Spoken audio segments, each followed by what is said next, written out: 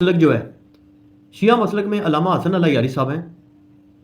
بہت بڑے علمی شخصیت ہیں، انجینئر صاحب بھی ان کا بڑا وہ مانتے ہیں کہ ان کو بڑی زبانوں پر عبور ہے، سب کچھ ہے، لیکن ایران عراق میں جو شیعت کی بنیاد ہے، جو مرکز ہے، جو شیعت کی بنیاد اور مرکز ہے، وہ ان کو جناب حسن علی یاری صاحب کو عالم ماننا تو دور کی بات ہے، ان کو صحیح العقیدہ بھی نہیں مان رہے، ان کو حسن عشری شیعوں میں بھی نہیں وہ رکھ رہے، پاکستان کے بھی جو علماء ایران عراق سے انسپائرڈ ہیں وہ ان کو مان ہی نہیں رہے۔ اب مسئلہ یہ ہے، جی یہ تھے جناب عزت مآب علی اللہ حسن نقوی صاحب۔ جس طرح کے معزز سامعین کرام آپ نے ملاحظہ فرمایا کہ علی اللہ حسن نقوی صاحب یہ فرما رہے ہیں کہ انجینئر محمد علی مرزا صاحب اس چیز کا اعتراف کرتے ہیں کہ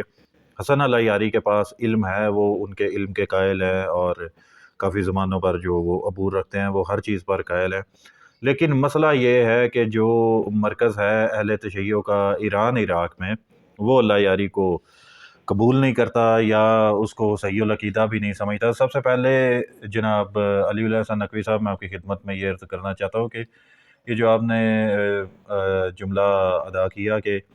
شیعت کا جو مرکز ہے اور بنیاد ہے وہ ایران عراق میں ہے، تو آپ جن کی طرف لے کر جا رہے ہیں بات، میرے پیارے بھائی یہ چیز بالکل غلط ہے۔ کوئی شیعت کا وہ مرکز نہیں ہے، کوئی شیعت کی وہ بنیاد نہیں ہے۔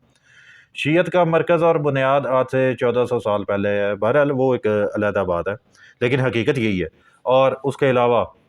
جو آپ نے یہ کہا کہ انجینئر محمد علی مرزا صاحب اس چیز کا اعتراف کرتے ہیں کہ حسن اللہ یاری علم بھی رکھتا ہے، وہ کافی زیادہ زبانوں پر عبور بھی رکھتا ہے، وہ اس چیز کے معترف ہیں، یعنی انجینئر محمد علی مرزا صاحب جو ہیں۔ اب یہاں پر سوال یہ ہے کہ جس طرح اللہ یاری ایک آزاد بندہ ہے، وہ کسی کے انڈر نہیں ہے، یا مثال کے طور پر جو اصطلاحات ہمارے ہاں چلی ہوئی ہیں، اصولی اخباری کی بھی آپ کہہ لو، اثنا عشری میں، وہ اس سے وہ آزاد ہیں۔ تو اسی طرح اگر اہل سنت میں دیکھ لیا جائے تو جو انجینئر محمد علی مرزا صاحب ہے وہ خود بھی تو پلیٹ فارم یوز کرتے ہیں اہل سنت کا، اور انہوں نے انجینئر محمد علی مرزا نے اپنا استاد بنایا ہوا ہے ہر چیز میں، شیخ البانی کو اور زبیر علی زئی کو۔ اب زبیر علی زئی کس فرقے سے تھا؟ فرقہ وہابیہ تھا، یعنی اہل حدیث فرقے سے تعلق رکھتا تھا، وہ اس کا جو نام ہے زبیر علی زئی۔ اور ناصر الدین البانی وہ کون تھا؟ وہ بھی اہل حدیث فرقے سے تعلق رکھتا تھا۔ تو کیا اہل سنت میں اہل حدیث فرقہ جو ہے وہ اس کو اون کرتا ہے انجینئر محمد علی مرزا کو؟ بالکل بھی نہیں اون کرتا۔ اس کے علاوہ بریلوی اون کرتے ہیں، وہ بھی اہل سنت ہیں، وہ بھی نہیں اون کرتے۔ اس کے علاوہ دیوبندی بھی اہل سنت ہے، وہ بھی نہیں انجینئر محمد علی مرزا کو اون کرتے۔ تو کس حساب سے انجینئر محمد علی مرزا صاحب اہل سنت کا پلیٹ فارم استعمال کرتے ہیں؟ تو اگر انجینئر محمد علی مرزا صاحب خود کو کہتے بھی اہل سنت ہیں اور کوئی بھی اہل سنت انجینئر محمد علی مرزا کو منہ نہیں لگاتا، تو انجینئر محمد علی مرزا یہ بات کہنے کا بالکل بھی حق نہیں رکھتے کہ فلاں فرقے کا فلاں بندہ اس کو نہیں مانتا، یا فلاں فرقے کا فلاں بندہ اس کو نہیں مانتا، یا فلاں فرقے کی اکثریت اس کو نہیں مانتی۔ اصل میں یہ انجینئر محمد علی مرزا صاحب کا ڈیبیٹ سے، کسی کے ساتھ فیس ٹو فیس بات کرنے سے، ون آن ون ایک دوسرے کے ساتھ آ کے بات کرنے سے انجینئر محمد علی مرزا صاحب جو بچنے کے بہانے تراشتے ہیں، معزز سامعین کرام، عزیزان گرامی قدر، یہ انجینئر محمد علی مرزا کا وہ بہانہ ہے،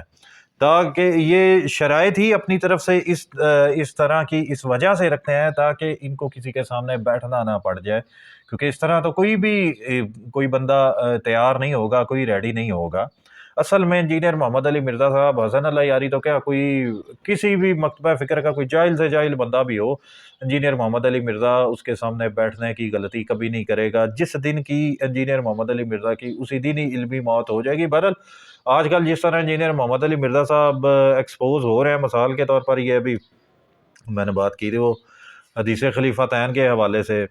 انجینئر محمد علی مرزا صاحب ایکسپوز ہوئے، ان کی بدتمیزیاں لوگوں کے سامنے آ رہی ہیں، ان کے جو بد اخلاقیاں ہیں انجینئر محمد علی مرزا صاحب کی، وہ لوگوں کے سامنے آ رہی ہیں۔ اگر آن لائن اس کا اپنا کوئی فین فالوور یا پمپ اگر اس سے سوال پوچھتا ہے، جس طرح اس کا وہ ایک پمپ، اس کا نام ہے بلال قریشی، جب وہ اس کے ساتھ کوئی نہ کوئی سوال پوچھتا ہے کسی تیسرے بندے کا، انجینئر محمد علی مرزا کا پارا وہیں پر ہائی ہو جاتا ہے، انجینئر محمد علی مرزا بدتمیزیوں پر اتر آتا ہے، انجینئر محمد علی مرزا بد اخلاقیوں پر اتر آتا ہے، سارا کچھ یہ کرنے لگ جاتا ہے۔ تو پھر اگر کسی مخالف کے سامنے یہ بیٹھ کر کس طرح بات کرے گا؟ تو جو بھی یہ چیز اس چیز کی خواہش رکھتے ہیں کہ انجینئر محمد علی مرزا کا کسی کے ساتھ ڈیبیٹ ہو، انجینئر محمد علی مرزا کسی کے سامنے نہیں بیٹھے گا، یہ میں سب کے لیے کہہ رہا ہوں، چاہے کوئی سنی ہے، شیعہ یا کسی بھی مکتبہ فکر سے اس کا تعلق ہے، انجینئر محمد علی مرزا سوال ہی نہیں پیدا ہوتا کسی کے سامنے بیٹھ سکے یا کسی کے ساتھ ڈیبیٹ کر سکے۔ اور جو اس نے شرائط رکھی ہوئی ہیں، یہ اس کی شرائط ہی ایک تو اس کے اپنے اصولوں کے خلاف جا رہی ہیں، کیونکہ یہ خود کو کہتا بھی اہل سنت ہے، اس کے علاوہ اس کے جتنے بھی مصادر ہیں اس کے، وہ تمام کے تمام اہل سنت کے ہیں، لیکن اہل سنت اس کو کوئی منہ نہیں لگاتا۔ تو یہ سب سے بڑی بات تو سوچنے والی یہی ہے کہ یہاں پر یہ آپ اندازہ لگا لیں کہ اس کا جو اپنا اصول ہے جو اس نے خود بنایا ہوا، یہ خود ہی اپنے اصول پہ نہیں اتر رہا، صرف لوگوں کو اس نے بیوقوف بنانے کے لیے کہ جی شیعوں میں علامہ ساجد نقوی کہہ دے، ساجد میر اہل حدیثوں میں کہہ دے، بریلویوں میں مفتی مدیب الرحمان، دیوبندیوں میں وہ اس کا کیا نام ہے طارق وہ تقی عثمانی جس کا نام، کہ جی وہ لکھوا کے دے۔ اب یہ جتنے نام لے رہا ہے وہ سارے اپنے اپنے فرقوں میں فرقوں کے بڑے بڑے لوگ ہیں، بڑے نام ہیں، وہ انجینئر محمد علی مرزا کو سیریس لیتے نہیں، وہ انجینئر محمد علی مرزا کو علمی شخصیت سمجھتے نہیں، یا وہ اس کو بالکل بھی کسی قسم کی کوئی اہمیت نہیں دیتے، تو یہ نام ہی ان کے اس وجہ سے لیتا رہتا ہے۔ تو یہ کبھی بھی کسی کے ساتھ آ کے ڈیبیٹ نہیں کرے گا۔ لیکن ایک عام عوام جو ہوتی ہے، مثلا ہم جیسے جو بندے ہوتے ہیں، ان کو کیا فائدہ ہوتا ہے کہ اگر کوئی کسی کے ساتھ ایک دوستانہ ماحول میں، ایک ادب و اخلاق کے دائرے میں رہ کے، تمیز کے دائرے میں رہ کر اگر کوئی کسی کے ساتھ ڈیبیٹ کرتا ہے، تو اسے عام انسان کو، مجھ جیسے بندے کو، ہم جیسے لوگوں کو ایک ڈائریکشن مل جاتی ہے، ایک صحیح راستہ مل جاتا ہے، بہت ساری جو غلط فہمیاں ہیں وہ دور ہو جاتی ہیں۔ اب مثلا ابھی کچھ دن پہلے ایک ڈیبیٹ ہوئی تھی اللہ یاری صاحب کے ساتھ، وہ کس اپنا کیا اسے کہتے ہیں، وہ مسئلہ تھا سید زادی اور غیر سید کا آپس میں نکاح والا۔ اب یہ ویسے ہے تو مسئلہ شیعوں کا یہ اندرونی اختلاف ہے آپس میں، کہ کچھ حضرات کہتے ہیں کہ جی سید زادی کا غیر سید کا جو نکاح ہے وہ جائز ہے، اور کچھ حضرات جو کہتے ہیں کہ سید زادی کا اور غیر سید کا جو نکاح ہے وہ حرام ہے۔ میرا بھی شمار انہیں میں تھا۔ بہرحال ایک تھوڑی سی گفتگو ہوئی ہے، ایک سائڈ بالکل ایکسپوز ہوئی ہے اور دوسری سائڈ جو ہے وہ اپنے موقف پر صحیح ٹکی رہی ہے۔ یعنی اس ڈیبیٹ سے یا اس طرح کے جو مناظرے ہوتے ہیں یا ڈیبیٹس ہوتے ہیں، اسے ہمارا یہ فائدہ ہوتا ہے، اس سے یہ چیز سامنے آتی ہے کہ ایک طرف کی جو ہمارے ہاں جو سائڈ ہے اس کا یہ ہے کہ اس کے پاس کوئی ٹھوس دلیل نہیں ہے، کوئی حدیث نہیں ہے، کوئی معصوم کا فرمان نہیں ہے کہ کیا یہ حرام ہے، اور دوسری طرف جو ایک موقف ہے جو کہتے ہیں کہ جی یہ جائز ہے، حرام نہیں ہے، ان کو وہ حرام اس وجہ سے نہیں کہتے کیونکہ ان کے پاس کوئی دلیل نہیں ہے، کوئی حدیث نہیں ہے، معصوم کا کوئی فرمان نہیں ہے جس کی بنا پر وہ اس کو حرام کہہ سکیں۔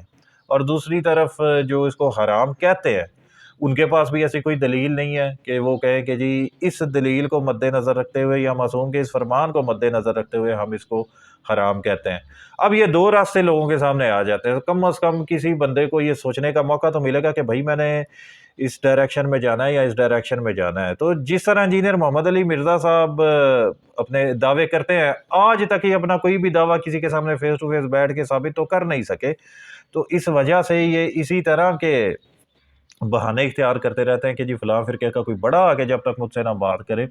تب تک میں اس کے ساتھ بات نہیں کر سکتا، یا فلاں فرقے کا کوئی بڑا آدمی اس کے بارے میں یہ کہے نہ یا لکھ کے نہ دے میں تب تک کوئی بات نہیں کرتا۔ یہ انجینئر محمد علی مرزا صاحب کے بہانے ہیں، صرف اور صرف اپنے آپ کو مزید ایکسپوز کروانے سے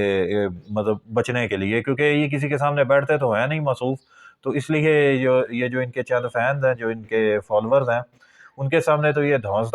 جما سکتے ہیں، لیکن اکثریت کے سامنے تو یہ نہیں جما سکتے۔ تو یہ جو ان کے جو فینز ہیں، یہ انہی کی نظروں میں اپنا بھرم بنائے رکھنے کی وجہ سے اللہ یاری کے سامنے یا کسی بھی علمی شخصیت کے سامنے کبھی بھی نہیں بیٹھے گا۔ تو یہ خواہش رکھنے والے لوگ اپنے ذہن سے یہ خواہش نکال دیں۔ وما علینا الا البلاغ المبین۔